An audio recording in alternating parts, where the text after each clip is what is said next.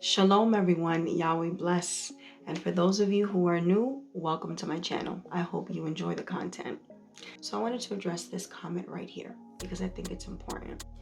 For me, growing up in so-called Latino community, and I say so-called because if you see one of my previous videos, I specifically go into the breakdown of the word Latino and why I disagree with continuing to use that term to identify Spanish-speaking people who come from colonized nations.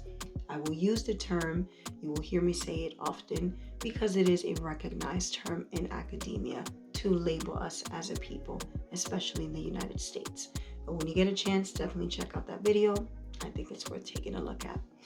Anyway, so for me, growing up in the Latino community, it's very important to hold on to your cultural pride, to hold on to your national pride of where you come from, what you grew up with, and pass that on to your children.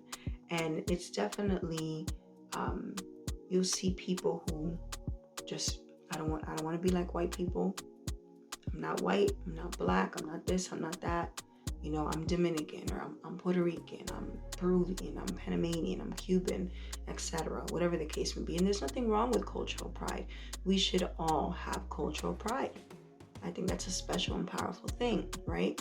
However, it does not negate the fact that white ideologies of beauty, success, and social standing are still important or persistent within the culture. You can be very proud of whatever country you're from, right? But that doesn't mean that those things that have been taught and passed down to you are still not a part of what informs how you see the world, how you see yourself, right? How you see others. If anti-blackness is something that you were raised with, it doesn't matter how much you love your country or how much you may say, I don't want to be like those white people, right? You can say that because culturally, you may feel like I don't identify with white American culture, or I don't identify with black American culture.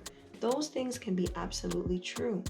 But what can also be true is that anti-blackness exists within your culture and that white supremacy exists within your culture. And even though you may not want anything to do with white American culture, that does not change the fact that the white supremacy that you learned in your own country, within your own culture, is not still a part of you. And it's not still something that you may live out in your day-to-day life. So I think that's important to understand that these things can coexist. You can be very proud of your culture and you can completely shun white Americans, white American culture, black Americans, black American culture, or whatever else it is that you see around you. You can completely reject that. But you don't learn white supremacy coming to America. White supremacy starts in our own countries. We bring those things with us. We bring our ideologies here with us. We bring our culture here with us. We bring that whole mentality here with us. But we have to get to the root of these things and also understand that it goes even deeper, right? Because our culture was also informed and shaped by something. When you look at Latino community and you look at, and I'll use my own background as an example, coming from Dominican community, right? Growing up in Dominican culture, we're the only country that has a Bible in the flag. And that's something that a lot of Dominicans pride themselves on, the uniqueness of the Dominican flag, right? And there are people that are very deeply religious. And what the country and the formation of the country as a sovereign country was founded upon, right? That faith was one of the main things. But let's also be honest about what happened during colonization and how it impacted colonized nations. The idea that God is white.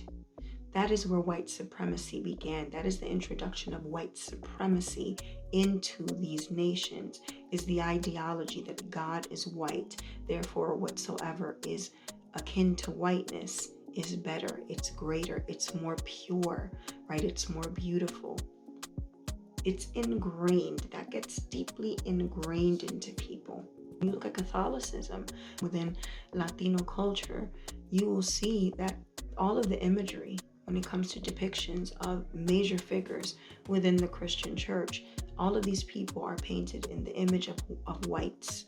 It's all a Caucasian view and depiction of what these people look like, which is completely anti-Bible. It's completely anti-history, because the people of the Bible were people of color. That's historical. That's completely factual. The people of the Bible were people of color. And Christ himself was an African Jewish man. According to the flesh, he was an African Jewish man. There is no such thing as the Middle East. The Middle East was created. Britain carved out the Middle East, and it was all politically motivated. It carved out the Middle East. It carved it out of Africa, and the rest of Africa started to get carved up as well. So what we know today is the Middle East was actually part of Africa. So when you think of Christ, you have to understand that Christ was an African Jewish Messiah. That is not the way that Christ has been presented to so many of us, predominantly, of course, starting with Catholicism, and then other branches of Christianity coming out of there. And that is what we need to get to. And my aim as a pastor who talks about these social issues and the way that I tackle it specifically within Latin America is that we have to dismantle white supremacy first, beginning with the church, because that is where all of the error came in. The error came in when you had men who were power hungry, stuck on themselves in patriarchy, and they wanted to control people via faith, and they wanted to control women via faith.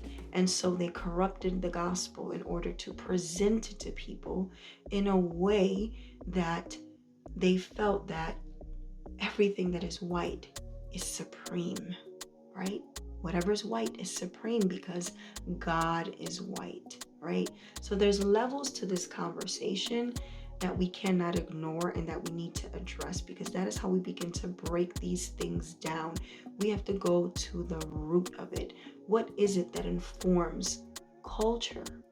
Especially when you come from a country that is deeply religious and has a foundation of Christianity within it, especially Catholic countries, where you see that predominantly taking place in colonized nations in the Caribbean. It's important to understand that that is where it begins. It is the whole ideology of God and country, right? It's what informed the culture. It's what informed people's perception of themselves and of the world. People's perception of faith. What is success? What is beauty, right? And there's a big pride that comes with that. And when you look at other countries within Latin America, you will hear people tell you the same thing. There is such a pride that comes with that. And people bring that to America with them. They don't let go of that. So they don't need the dynamic of white supremacy, of whites and blacks in America, for white supremacy to play out in anti-blackness. That already happened in the Caribbean. That was ingrained into the culture. So there's a lot to talk about there. I'm excited to see what the commentary is going to be under this video, because there is a lot to unpack and there's a lot of things being addressed and there's a lot of levels to it.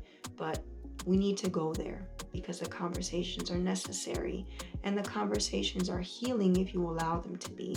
It's about confronting, it's about admitting, acknowledging, and tackling these things and understanding that before we can dismantle white supremacy culturally, socially, we first need to go to the root of where it comes from and understand that whether you consider yourself a religious person or not, a spiritual person or not, or a person of faith, however you want to identify, understand that especially when it comes to the Christian church, white supremacy began with the Christian church.